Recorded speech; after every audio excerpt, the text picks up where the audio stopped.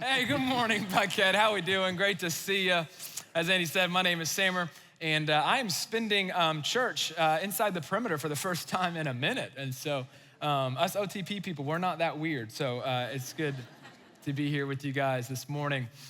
2018 has been quite the year for me and my wife, Julie. I don't know if this is the case for you, but I would imagine that every now and then you've got these years that just kind of seem to have a lot going on in them. Like they're just a little bit different than most other years. They just seem to be a little bit more eventful. Exciting might be a way to describe it, but 2018 has been that year for us, and I'm just gonna give you the Cliff Notes version of it, and then I'm gonna give you some details because details are fun. In 2018, I got one of my kidneys surgically removed. Me and my wife bought our first house. We did a pretty major renovation on our first house, and we welcomed, Julie gave birth to our first child just 3 weeks ago, which is pretty amazing. Yep, thank you. You can clap about that. But all those 4 things happened in a matter of 5 months. Yeah, now you're not clapping anymore, are you? It all started back in February. I was playing basketball in this church league. Actually, Matt Noblet, our living room director, he's on the team. He's our fearless leader. He's our point guard. Matt's a baller, by the way, okay? He's really good at basketball. I am not. I just joined the team because I just think it was something fun to do. And I try to be good at basketball, but as you can tell from my stature, that's not something that I would be good at. And we're not a very good team, but we do have an Instagram account. And so ATL Sleepers, if you want to support the home team, you can do that here today with a quick follow. So we had this game one night in Sandy Springs, and you know, I don't score a lot, so I just kind of sacrificed my body for the team. And so I decided, I was gonna set a pick for one of my teammates. Now, if you're not a basketball person or a sports person, a pick is when you stand still in front of a defender and block him so that your teammate can get around him and you to the basket. Now, the nature of a pick is you're standing still and somebody is running full force into you, which for the average size person is not a problem. For the below average size person, that can be a problem. So I set a pick on a guy that I had no business setting a pick on. And he runs into me and he hits my stomach and it hurts really, really hard. But in church league basketball, you play through the pain. Serious, people. So I got up, and I'm feeling it, but I'm like, you know, that's what happens when you get hit in the stomach, so I'm just gonna let it go. I'm gonna keep going. The pain didn't subside. So I go home, and the pain doesn't subside. That night, I get into bed, and the pain doesn't subside. Around 2:30 in the morning, my wife hears me wincing in pain, and she wakes me up, and she's like, hey, are you okay? And I'm like, no, I'm not. Something's going on in my stomach. I don't know, but it hurts really, really bad. It's gotten worse. So around 2:30 in the morning, she takes me to the emergency room, and we get into the emergency room, and they gave me pain meds, which were fantastic. And then they take a CT of my stomach. So about an hour later, the doctor comes back in and he's like, Mr. MASSAD, have you ever had any kidney issues? And I was like, no, why? And he says, because your kidney is huge. I was like, I'm sorry, is that a technical term? Like what are we saying here? So he goes on to show me my CT scan of my abdominal area. And we're about to get real intimate here. You're about to see my CT scan of my internal organs, okay? So don't say that I wasn't vulnerable with you here this morning. But this is what he showed me. So this here is a normal kidney.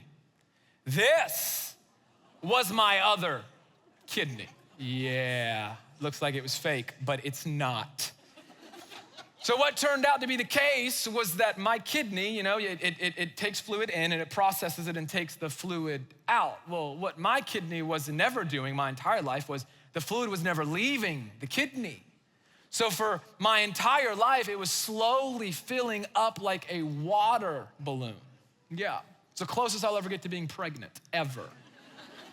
I had multiple urologists tell me that it was the biggest kidney they'd ever seen, to which I responded, well, thank you, I really appreciate that, thank you. So the only way to really solve this problem was to remove the kidney. It wasn't functioning anymore. Good thing my other kidney was killing the game, so I didn't really need it, okay? But as you can imagine, I mean, surgery, a pretty major surgery to remove an organ is going to add some stress to your family. And let me just remind you, my wife is pregnant at the time. So she has to now, my pregnant wife has to take care of this bedridden patient. I can't do anything. It really took me out of the game for about 7 to 8 weeks. And so she had to take care of me. She spent the night at the hospital with me. We spent Easter Sunday in the hospital. We listened to Andy preach while I ate pancakes and what looked like bacon. But she did it like a champ, but it definitely added some stress. And let me just go and back up. The week right before I went into surgery is when we closed on our house and we entered into due diligence. I was out of town when we put an offer in. That was stressful. I was out of town when the offer got accepted. That was crazy. And then we needed to renovate the house, right? I mean, the house isn't a fixer-upper, right? But I mean, it needs a little bit of work. So we decided we're gonna get our Chip and Joanna Gaines on just a little bit. And let me just tell you, HGTV makes it look so pretty and awesome, but it's not. But we had to push back the renovation because, well, my kidney surgery kind of took me out of the game, and it took me a while to find a contractor, and you know how that goes. That isn't always easy. And here was the other thing. With every week that went by was another week that got closer to my wife having a baby. And in the interim, while we're renovating and trying to figure out this whole house thing, my parents graciously let us live in their basement, which, thank you, which was awesome. But when my wife is pregnant, she eventually wants to get into her own house, if you know what I'm saying. She wanted to nest. I didn't know that was a thing. I said, I'm sorry, I thought it was a thermostat. She said, no, I want to nest in my home. I was like, okay, I'm gonna get you there as soon as I possibly can. Well, you know how renovations go. 4 weeks turned into 5 weeks, turned into 6 weeks, turned into 7 weeks. We finished the renovation less than a week before she went into labor.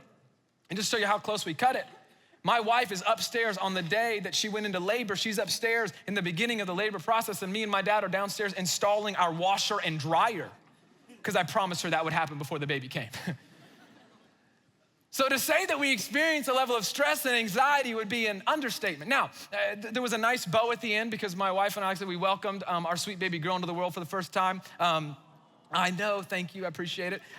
We actually have another picture. Her name is Harper. That's a close-up of her. And let's just be real for just a moment. Sometimes newborns look like aliens, like they just do, and it's okay. It's just how life is. And I told Julie, if our daughter looked like one, I was gonna own it. But she doesn't, you know? She kind of looks cute, right? Which is awesome. She's here today, hearing me preach for the first time, so hope she likes it. But 2018 has been quite the year so far. Stress and anxiety, at all times high in a way that I've never felt it before. I mean, I woke up thinking about cabinetry and hardwood floors. And it sounds so stupid now to think about it, but it literally kept me up at night. There were so many things that had to get done. And so today, for just a few minutes, I want to have a conversation about stress and anxiety that you might be experiencing in your own life. Because no matter where you come from or what you believe or don't believe about God or what your story is, the one thing that puts us all on the same playing field this morning is that we all on a day in and week out basis deal with a level of stress and anxiety in our own lives. And it might not be getting a kidney removed. It might not be renovating a house or giving birth to your first child. It could be. But it might be a really, really full calendar. Like if you got so much going on and there's no time to breathe and no time to stop. For some of you, the things that bring stress and anxiety on any given day is your iPhone that can't keep a charge. You know, you're below 10% before 12 and you don't have a charger and you're freaking out inside. It's okay. For some of you, the thing that brings stress and anxiety, you've got a lot of stuff going on at work and you've got some tensions to manage with a team. You're trying to figure out how to move forward. You've got some kind of product launch. You're trying to figure out what's going on and how to get things going at work. Maybe you got emails coming in on a basis that you can't keep up with. Maybe for you, stress and anxiety is an out-of-control group text that people just won't stop texting in. But for whatever reason, you can't not look, you know? For some of you college students in the room, the stress and anxiety is picking a major, and you've got something you want to do, and your parents got something they want you to do, and they're not the same. Stress and anxiety. For some of you, it's the stock market. Which way is it going to go today? For some of you, turn on the news, and that brings about a whole nother level of stress and anxiety, seeing on what's going on in our country and all over the world. And sometimes it's good, but sometimes it's really, really bad. For some of you, it's some family drama. For some of you, it's some tension with a family member. For some of you, you're in the middle of dating, and dating is not easy, and you're trying to figure out how to do the whole thing. For some of you, maybe you're planning a wedding. For some of you, it's the unknown. that there is unknown ahead of you. There is something you're about to step into. You don't know what's gonna happen, how it's going to go, and it's creating stress and anxiety. See, no matter who you are in the room, and we could go on and on and on with a laundry list of things that create stress and anxiety in your life and in mine. And so today, I wanna have a conversation about it, but I just gotta be really, really honest at the beginning. This was a very intimidating sermon to write, because anxiety is such a big issue and a very complicated issue, and I didn't wanna get up here and just say, well, the answer is Jesus loves you. Because he does, and we're gonna talk about that. But anxiety is massive, and I didn't wanna minimize anybody's struggle and journey as they battled anxiety. And so here's my hope. My hope today is that we would just start a conversation, that we would start a conversation that I believe can be helpful and maybe even more hopeful, and maybe begin to take a step towards God's best for your life. Take a step towards a new normal and a brand new direction. Because in our country today, anxiety is a huge problem. A few statistics that might blow your mind like they did mine. That over 40 million Americans struggle with some kind of debilitating form of anxiety. That it is actually the most common form of officially classified mental illness in the United States. In some cases, watch this, that anxiety is more common than the common cold. That we got people more people stressed than they are sneezing. This will blow your mind.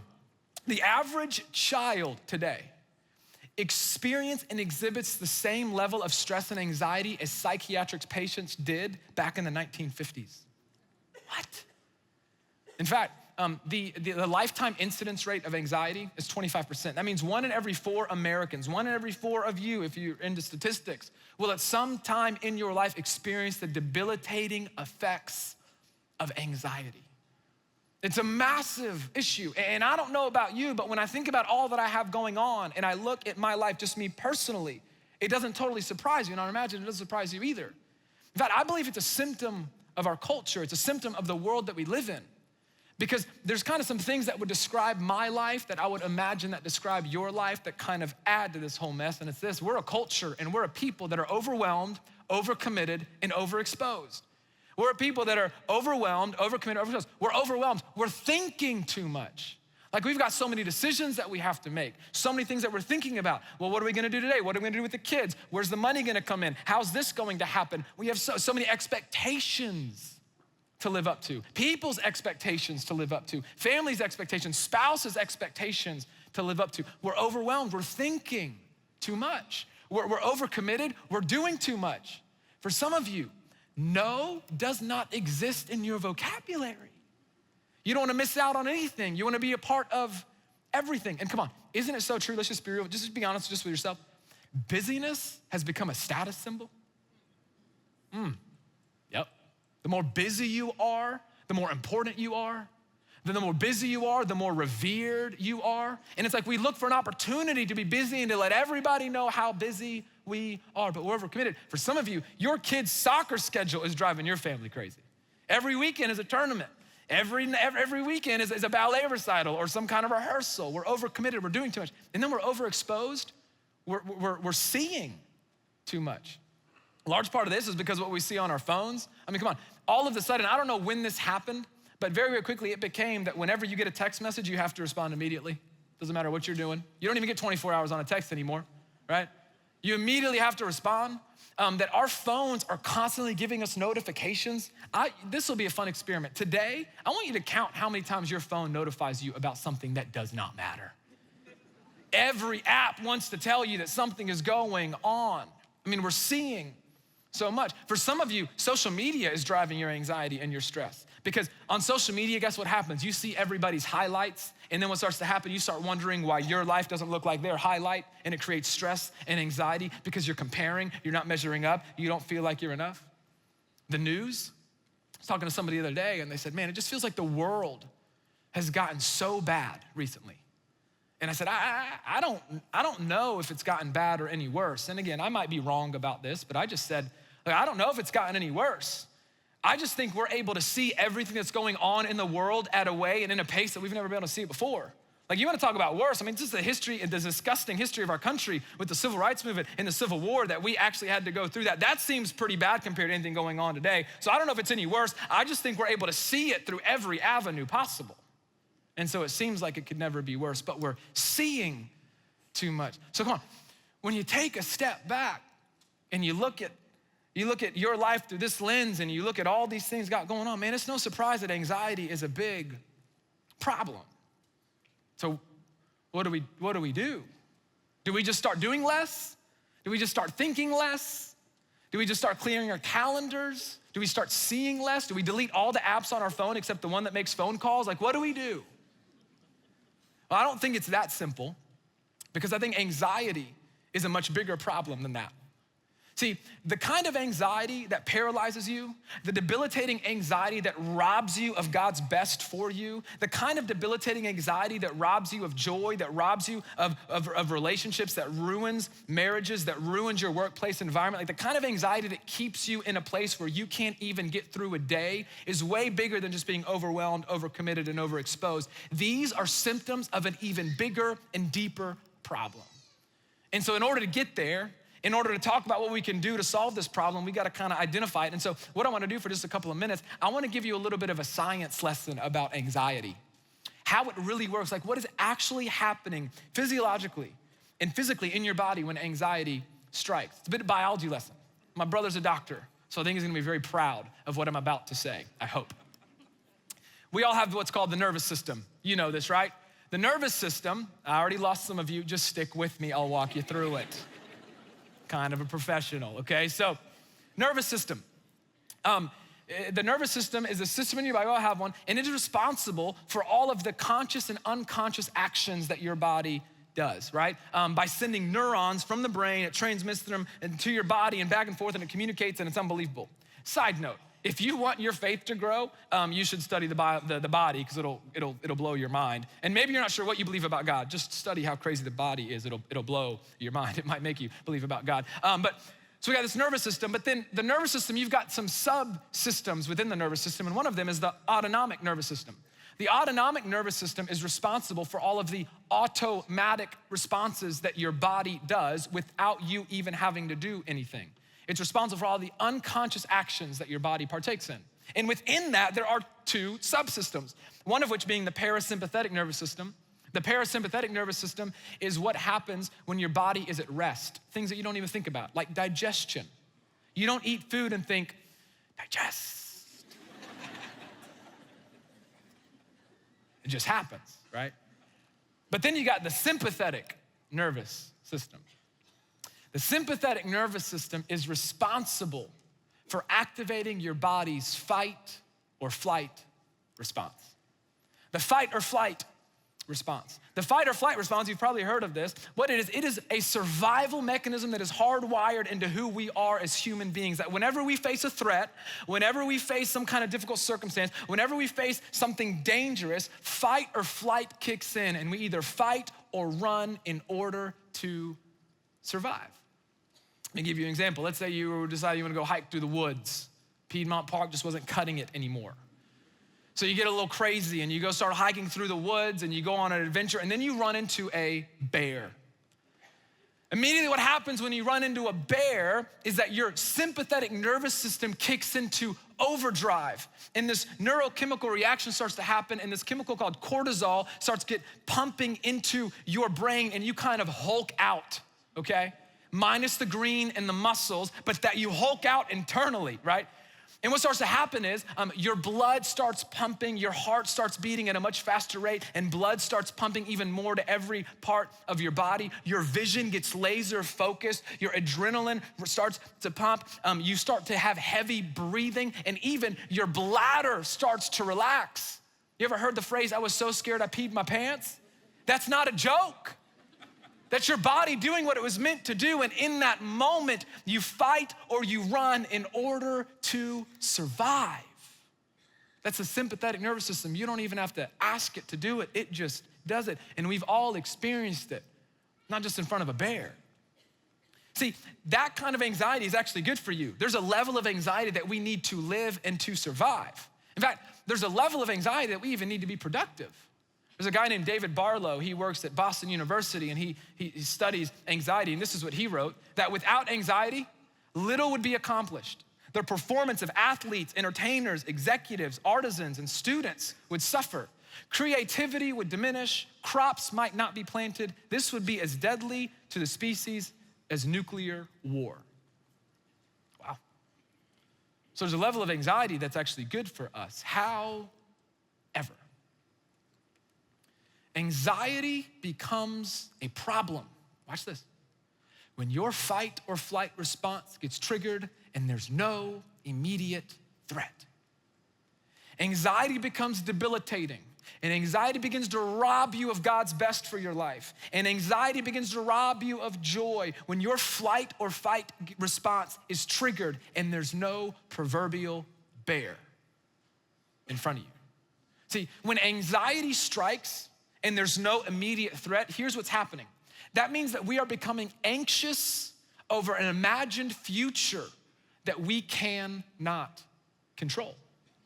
See, here's what a professional therapist would tell you, and here's what's true about anxiety, is that it is always future-oriented.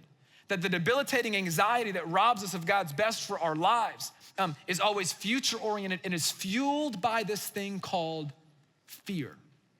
That fear, ultimately, at the root, is the driver of all of our anxiety. See, anxiety essentially is a meteor shower of what ifs. And it all is driven by this thing called fear.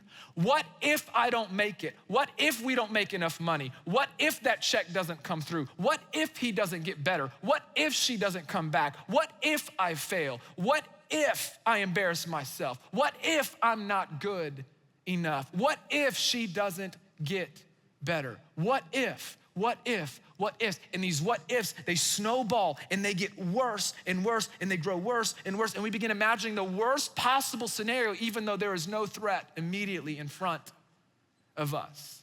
And what makes a what if is that we have zero control.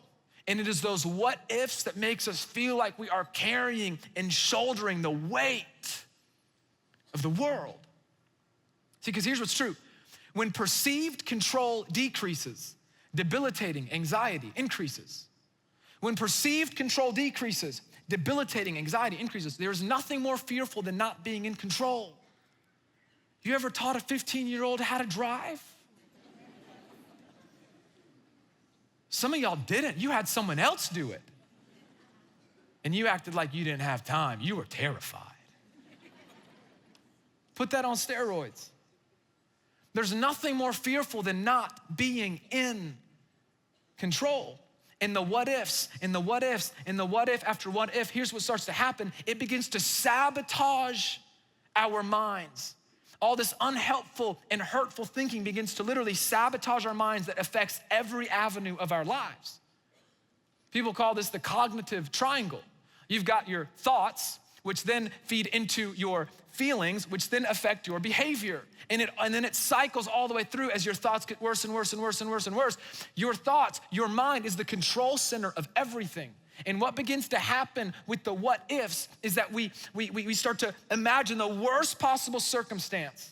And all of a sudden it affects how we feel and how we behave. And in the midst of the anxiety, in the midst of all of the what ifs, it affects the way that we see life.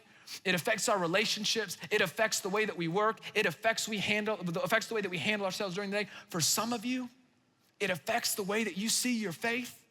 In fact, if you're a Jesus follower in the room and you say you've placed your faith in God, a friend of mine shared a super interesting quote with me that for those of you that have put your faith in God, anxiety is like temporary atheism. For some of you, your anxiety has gotten to the degree that it makes you forget about God. The what ifs, the what ifs, the what ifs, and we sabotage our minds and our hearts, and it's paralyzing and debilitating, and it robs you of God's best for your life. And for some of you, that might be a new thought that you might need to hold on to.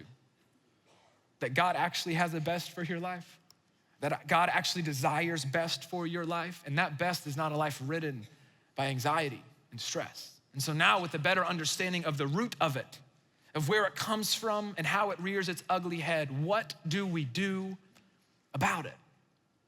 What can we do about our anxiety? Well, the Apostle Paul, I believe, gives us some insight.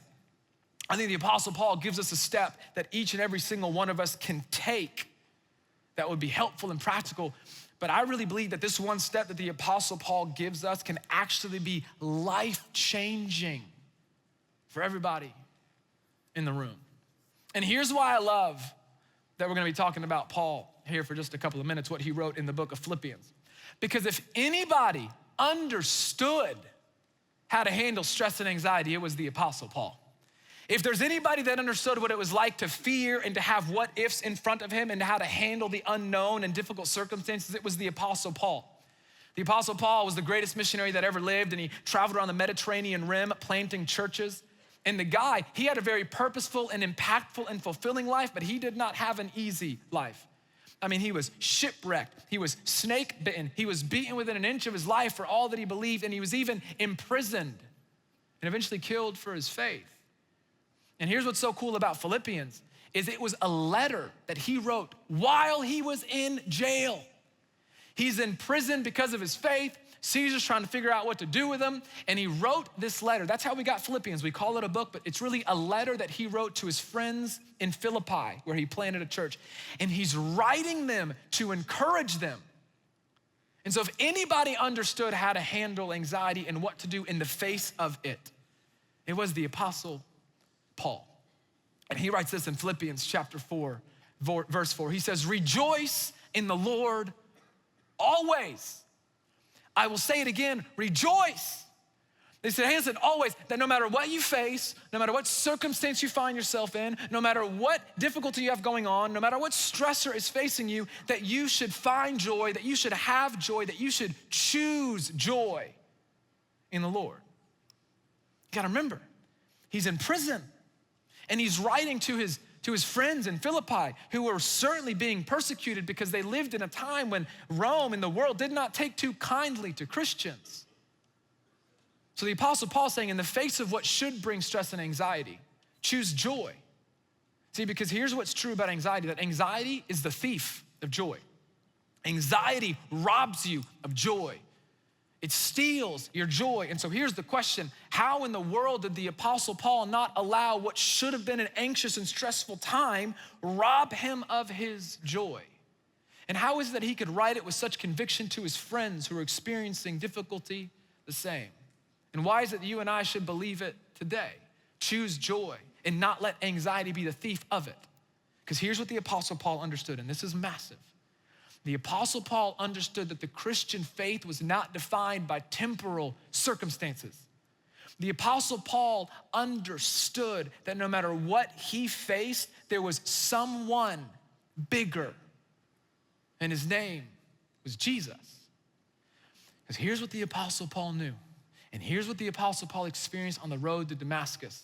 Why is it that he could choose joy and tell others to choose joy no matter what they face? It's quite simply this: Jesus rose from the grave. That Paul would say, the reason why I can choose joy is because I follow a Savior. And if you're here, we make a big deal about Jesus and we talk about following Jesus, and we want you to follow Jesus. Why? Because we have a Savior who stared death in the face and said, I win. Hallelujah. Yeah.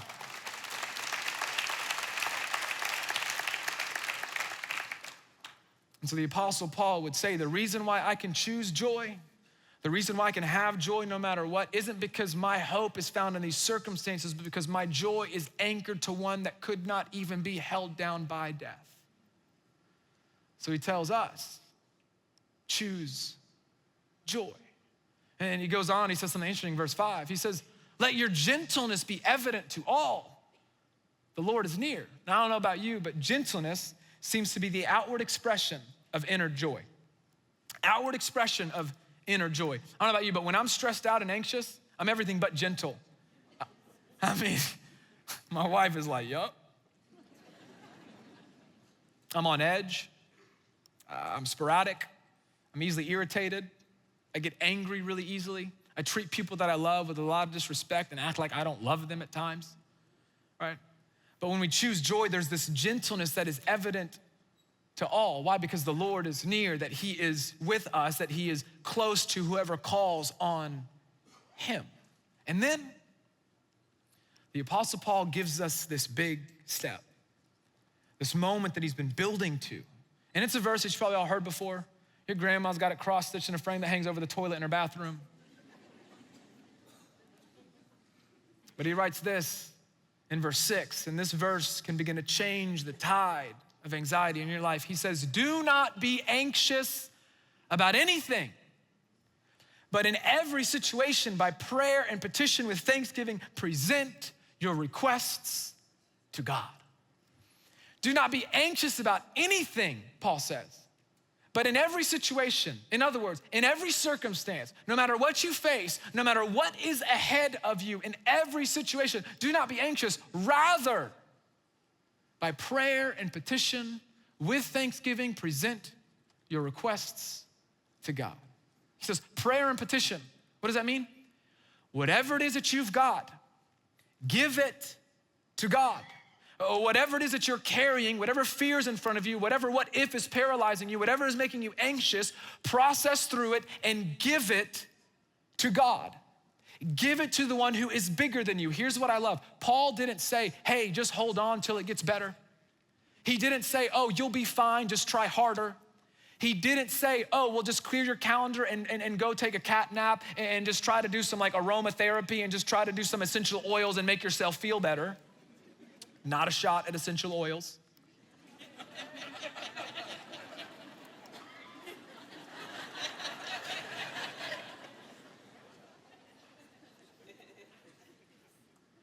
He didn't say look within and try harder. He said look beyond because you can't.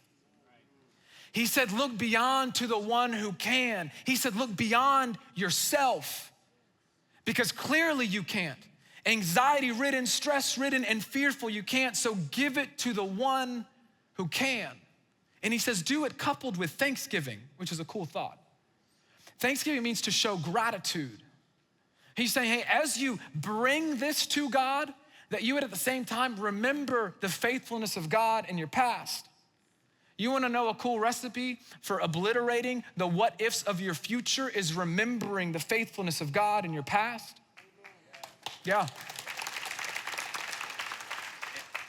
And there might be some of you in the room, like Sam, I don't have any of that faithfulness of God stuff in the past because I'm not even really sure I believe about God, so what does that do for me? Let me just tell you, if you have a conversation with anybody who's put their faith in Jesus and they've been walking with Jesus for any amount of time, just have a conversation and ask them about the faithfulness of God in their life, and they'll tell you.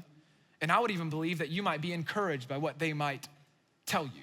And so Paul says, with prayer and petition, with thanksgiving, it's this formula where we put complete and utter dependence and trust in God.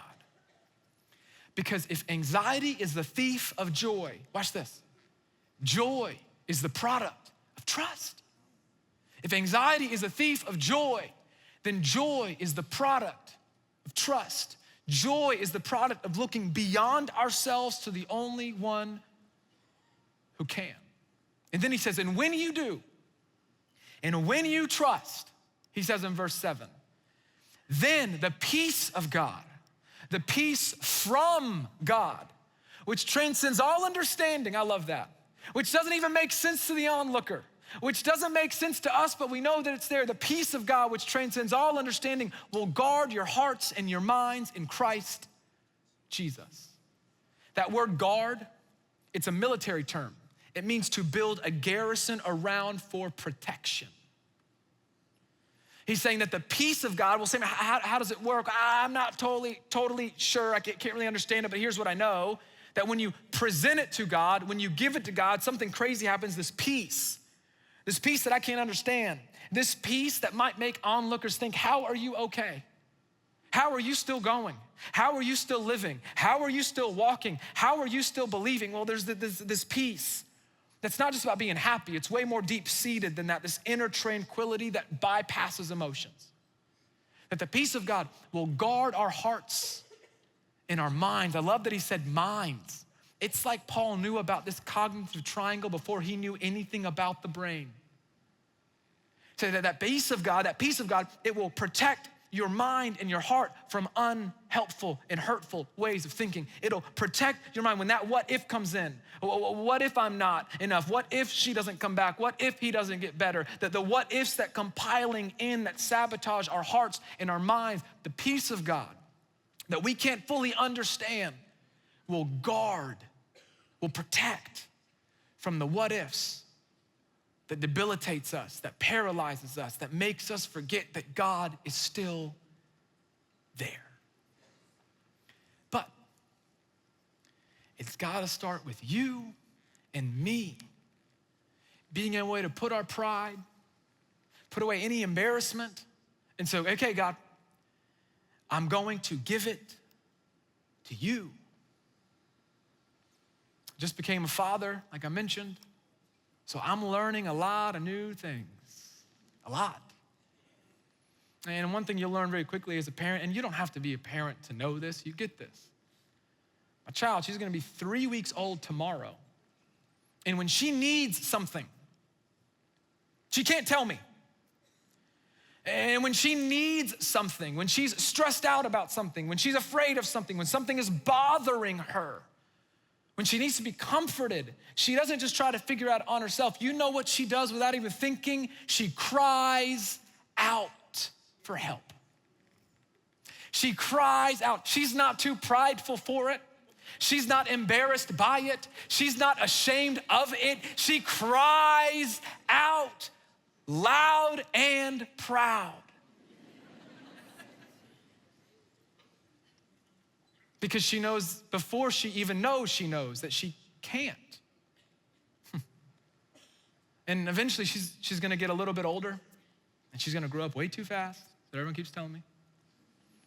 And she's still gonna cry, but something else is gonna happen is she's gonna be able to start walking one day, and when she walks and she needs something, or she's crying, or she's afraid, or she's frustrated, she's gonna run up to me or her mom, and she's gonna put her hands up,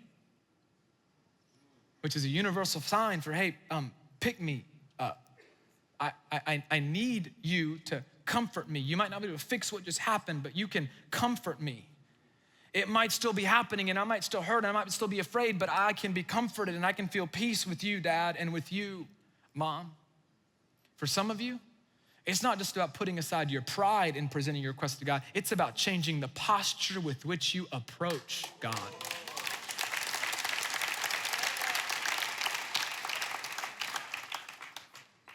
That for some of you, when you come to God, when you pray in the morning, it's not about just saying the words. It's when you're by yourself in that living room, you're getting to a place where you are physically changing your posture and saying, God, I need you because I can't. But he can. So what if we trust it today? Like, what if we actually gave God a shot and we chose to trust?